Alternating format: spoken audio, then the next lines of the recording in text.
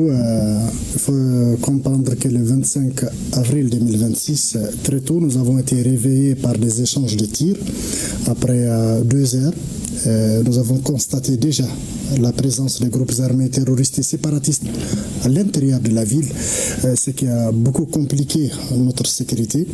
Et après les retraits des autorités administratives pour rejoindre les camps, nous sommes restés bloqués à l'intérieur de la ville et les groupes armés étaient déjà devant moi, par exemple, ma porte. Mais c'est vers 16 heures qu'ils sont rentrés chez moi. Ils ont pris les mires pour ouvrir la porte. Ils m'ont arrêté devant ma famille. J'entends encore les cris de mes enfants qui ne comprenaient pas la situation. Mais je savais que ça allait se passer ainsi. Donc 2 véhicules armés m'ont amené pour qui connaît bien Kidal vers le marché des logements sociaux qui n'est pas exploité.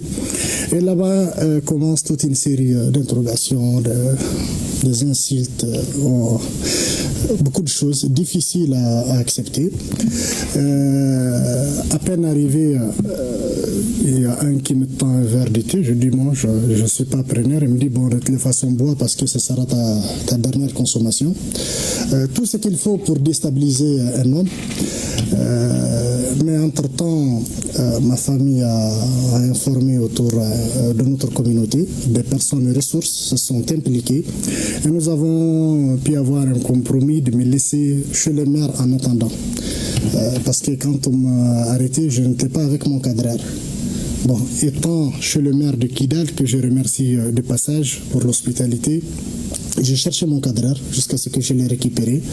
Et à partir de là, nous avons planifié notre exfiltration de la ville sur l'Algérie. Nous avons fait un long chemin pour rejoindre le pays frère, le Niger. Et du Niger, nous sommes à Bamako, Saint-Souf, fatigués mais bien. Alors, mais comment est-ce que vous avez pu échapper de leurs griffes? Je ne pourrais même pas vous donner des réponses claires, l'ami Dédié aidant, sachant le rôle de l'ORTM dans cette crise. J'étais l'acteur à abattre à tout point de vue, mais c'est Dieu qui donne la vie et c'est lui qui reprend la vie. Moi, je garde la foi et ma mission continue. D'accord. Alors, quelles sont vos dernières nouvelles sur le terrain civil? Vous savez, quand j'écoute ce que les médias disent de Kidal, je suis surpris. Les forces de défense et de sécurité maliennes contrôlent à 100% le cercle d'Adelhok et celui d'Anefif. Et le cercle d'Adelhok se trouve à 150 mètres. 150 km, excusez-moi, de Kidal.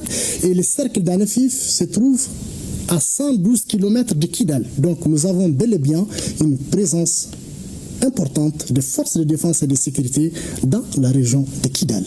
Mais il faut comprendre qu'au moment de l'interpellation, moi j'ai entendu beaucoup de choses.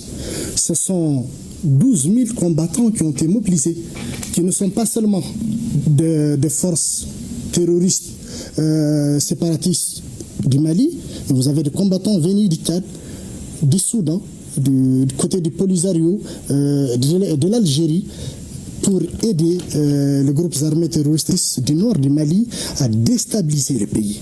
La question, ce n'est pas la question de Kidal. La preuve, ce sont les attaques planifiées sur Kati, Bamako, Sévaré, Gao pour empêcher un éventuel renfort à Kidal. La preuve, c'est l'attaque lâche contre notre ministre de la Défense, dont je salue la mémoire ici, qui vise à déstabiliser l'institution militaire de notre pays, qui vise à décourager nos forces de défense et de sécurité. Mais il n'y a pas que des branches militaires, il y a aussi une branche politique.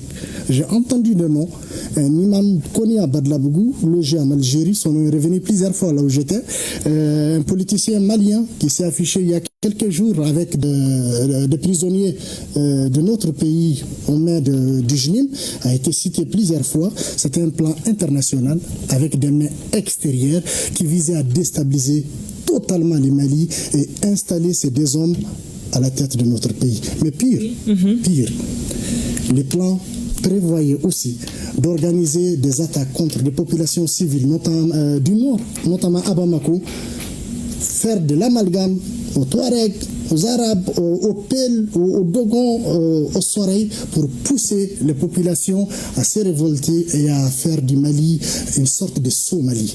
D'accord. Vous l'avez soutenu par des sponsors, mais aussi par des médias occidentaux.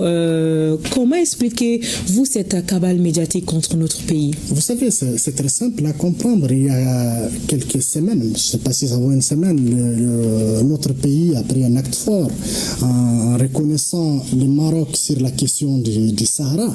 Et il y a des pays qui n'ont jamais accepté cette pilule qui les a chassés de notre pays.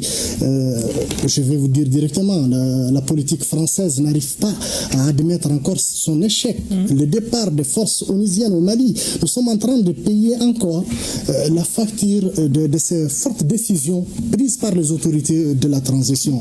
L'échec de l'accord d'Alger, aujourd'hui, vous avez écouté le président algérien qui l'a dit, la solution malienne est 10% algérienne, mais qu'il arrête de rêver, c'est un problème malien. Et la solution ne pourrait être que malienne, mais pas de cette façon-là. Alors, Sidi... Ce message, permettez-moi de saluer l'esprit de l'AES. Vous savez, nous sommes passés par le Niger et nous avons été accueillis et traités d'une façon exceptionnelle par les autorités du Niger.